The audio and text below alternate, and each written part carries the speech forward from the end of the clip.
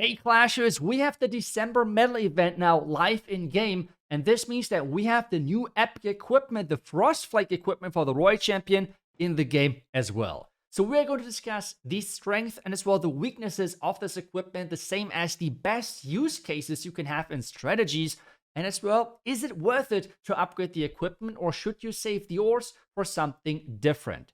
But let's kick things off and how this equipment works, because this is kind of like a really big game changer for the Royal Champion, because it is similar to what the Fireball is to the Grand Warden. Because the Warden always has been the supportive hero, but with the Fireball now, he is the main star of the show and more a DPS, a damage, and an overall threat to the other base. The same now with the Royal Champion, but in the other direction. So for the Royal Champion, with the Rocket Spear, the Electro Boots, as well as the Haste Vial, always has been the star of the show. But now with this Flake, this is more a supportive tool for the Royal Champion itself, but as well for your entire army. Because when you use the active ability of this equipment, you're going to send up to 7 Flakes to the closest defenses. By the way, this is not range limited, so you could go across the base. You're going to freeze those, and you're going to freeze those for up to 7 seconds, which can be a huge game changer on the back end of attacks. So, with that being said, let's get things started with the first use cases in figuring out the strength and weaknesses of this new epic equipment. And for this, we have to check out the basic stats of the Rocket Spear. Because if you take a look at that, the hero boost stats are actually 168 DPS increase over the entire attack while you use the Rocket Spear. And the Rocket Spear is kind of the equipment we can compare the Flake to. Which means in Royal Champion charges, you should always prioritize the bonus DPS, and we're not even talking about the active ability, but about the bonus DPS from the Rocket Spear. So, with a Royal Champion charge Root Ride attack, for example, the Rocket Spear are most likely still better just because of this bonus DPS buff. The same for example, longer Royal Champion charges, we have the Haste Vial as well, adding more damage, which is really improving the quality and the push for your Royal Champion charge. So this is already the first thing. Since the Flake is not giving you this bonus DPS increase, it's not really the best use case when using Royal Champion charges. But don't worry, there are other good use cases, and that is mostly in ground attacks when you have something different to start the attack than, well, the Royal Champion charge. And one alternative to the Royal Champion charge, that is for sure the Warden Walk currently. One of the best combinations with the Warden Walk is the Super Bolus strategy, because the Warden Walk will take some time, but Super Bolus are just so fast that they will clear the base within a couple of seconds. With that being said, now, making those Super Bolus even stronger, you can freeze back-end defenses with the Flake, and that's exactly what we're going to do. So, let's jump into the attack. Now we'll do the attack live for you guys as I'm explaining everything. And for Super Bolus, you have to pick your entry point first, which means for us, I feel like going from this top right side, yes, we have the Giga Bump early, but that should be no issue. Only thing we have to do now is to set the funnel, and for that we have to do it with the super, with the Warden Walk, and as well on the other side then just the Flame Flinger, for example. So for us, this means Testloon, Warden, and Healers, always in this order. And on the other side we have the Flame Flinger funneling. Such a funnel has become super strong now with Town Hall 18 because of the Totem spell, which means as soon as the first defense is gone, like the Multi-Arch Tower, actually I have to take down the monster here first. As soon as things like the Multi-Arch Tower is gone, we can then get ready and just use a totem to distract the Expo. With that, this Flame Flinger is going to have a great time of funneling things, and that's exactly what we're looking for. Next thing for us is, as soon as the Multi-Arch Tower is gone, we can use a totem out of range of everything, except the Expo. It's going to tank the Expo for quite some time. On our side, we can add a Wizard maybe over here to push the Warden into this top compartment, as well as already starting, I think, right here with our King. And as soon as the Expo is gone, we're going to have the Queen luring the Warden into our main push. And that should be then already it. So Queen, another Ice Golem, few Test Balloons, Super Bolus, everything in. Wall Break, looking good. We can use a Totem Spell maybe over here. That might be quite nice.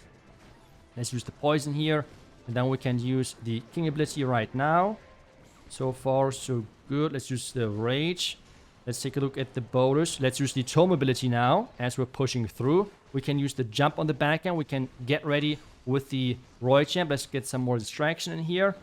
The ice golems are a little bit annoying, but that's fine for now. Let's use this queen ability as well. Let's keep raging things up. And as my super boulders are under threat, we can use the Roy Champ ability. No issue whatsoever. Oh, I even had like a loon left. Oops. That was not intended whatsoever. So another really nice thing for us is that whenever... Oh, let's use the freeze now. The Mocha Inferno Tower is useless now. So on this one, we instead could have used the Rocket Spear. So the Roy Champ would have been like kind of like the star of the show. But instead, we have now the Roy Champion more as a supportive role, being able to freeze things on the back end, especially as the towers are progressing. We're having more and more heavier hitting defenses. So having such a freeze on the back end for 7 seconds is kind of crazy. As well, another thing which I really love about this is that when you are going into an area where there are a lot of heroes, and typically because there's an Inferno Tower or something, headhunters are tricky to really get in there. You can now just use this ability, freeze the Multi-Inferno Tower with that, and snipe the heroes out really nice and easy without having to worry about, oh, my headhunters might go down, which is a really nice use case as well, and you have to keep in mind. So I feel like this attack already perfectly showcased the big difference here between the Rocket Spear and as well the Snowflake, or like the Frost Flake, which really is Frost Flake, support, Roy Champion, Rocket Spear. You would have needed to use that a bit earlier because if she's in danger, she's probably going to get one-shots, so you have to pay more attention. While on this one, we're able to freeze the multi, we're able to freeze all of the defense on the bottom side. Great value. But there are obviously more strategies, not just with Warden Walk. Fireball is an option as well. And the most common Fireball strategy right now with the ground follow-up right after is the Meteor Golem attack. With this attack strategy, you can keep those Meteor Golems safe on the back end and make sure that you can sometimes even sneak Headhunters into the mix to make sure those Golems are staying safe, and Headhunters can actually take down heroes when you are freezing up Inferno Towers and so on. With that being said, let's dive into an example attack and I can showcase to you how this equipment is playing out with this strategy. And the beginning of this attack strategy is obviously not changing with the equipment choice on a Royal Champion. Instead, for this strategy, we just go for pathing for the Meteor Golems since they are attacking anything in front of them. With that being said, we need to make sure that we have proper pathing set. And something which is always great is for going for buildings, a lot of buildings in one place. It's not even important that it's like really crucial buildings, it's more about the pathing which you can set up. On this one, for example, if you go for the Multi-Inferno Tower, we should get really nice pathing. So let's test for a Tesla. No Tesla over here. So we're going to use some Invis. One Invis on the outside, and then we're going to set up the Fireball, Earthquakes. We have the Tesloon, the healers, everything in there. Perfect for the beginning. Next step for us is to make the pathing even better with taking down the remaining defenses. On this one, this means the Wizard Tower. On this one, by the way, it deals quite some damage, so we might have to use a totem here. And that's another thing. A lot of people, and myself included, were not sure if you should upgrade the Super Wizard Tower. But to be honest, with the Royal Ultimate Charge kind of being weaker right now, I think it's the best thing you can possibly do right now. Go for the Super Wizard Towers. But regarding the attack, we take down the storage. And this means that we can get ready with our golems from this bottom side. So the queen is in. We have those golems in. Tesloon, this one. We have this. Then we have the golems right here. We have a wall break, and then we have as well the king then creating the funnel. That is the important thing, right? Creating the funnel, creating the pathing for this troop and for this main push. The Royal Champion, as always, you have to delay her a little bit to make sure that you're not sending her into all of the damage right away. That was never a really good sign or good thing to do, so that's something you have to be careful about. We can now use the Royal Champion on the outside and keep pushing in there. We can now use the overgrowth right here. Use the totem right there. We have the king ability and such, so that's good for us. The defending king is going towards our main push, so we do not really have to do anything. Let's say place the headhunter now. If there's any splash, if there will be a multi-fertile or something, we could just use the ice block and really get rid of everything super fast and make sure everything stays safe. This is why I love the Frost Flake and those attacks just for as well as sneaking in headhunters. It's always a really, really nice thing. Now let's raise things up. We have the queen ability on this back end. We have quite some nice damage on the base, but whenever we need it, we can just freeze everything. Right now, though, the free spot is way better for us, I think. Oh, I forgot about the last loon, by the way, as a test loon. Whatever. For now, we can use the freeze effect. I mean, to be honest, we don't even need the equipment at this point. Let's just use it. Everything is frozen in here. But for this specific attack, we did not really need it anyways. It is more about, I think, the different use cases in general.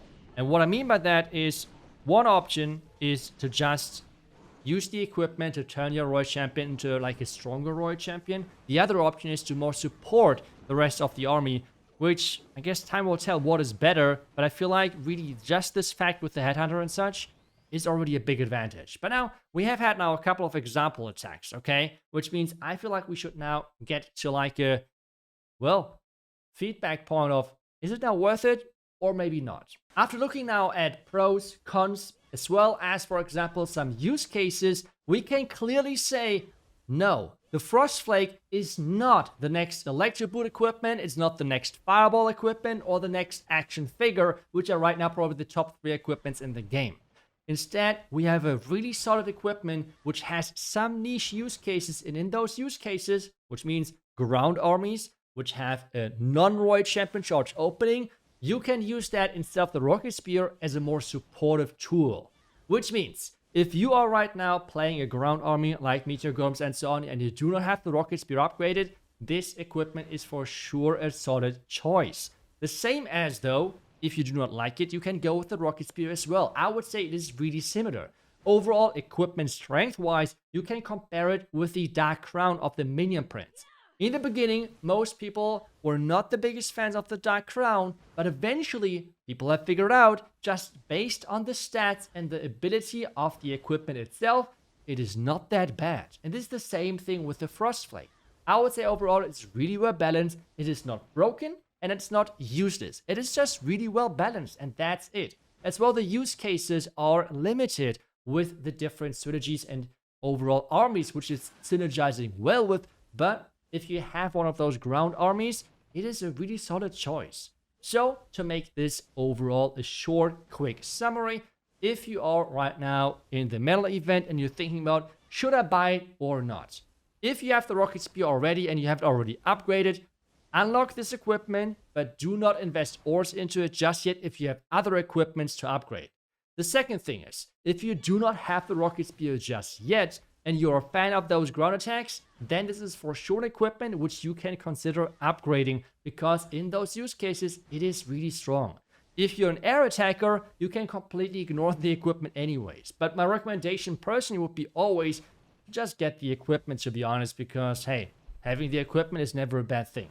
But that would be pretty much my recommendation, depending on what your current position looks like and depending on what you would like to play, and especially the comparison with the Rocket Spear. Otherwise, tomorrow we're going to have a deeper look at the overall equipment situation, because tomorrow we're going to have the first Town Hall 18 equipment ranking, where we're going to take a look at every single equipment, every single hero, and what the best equipments are right now in the entire game for every hero across our lineup. With that being said, I hope that this video was helpful for you, that you liked this video. Let me know what you think about the Frost Flake in the comments. I will see you guys back tomorrow with the next class video. Until then, see ya and bye-bye.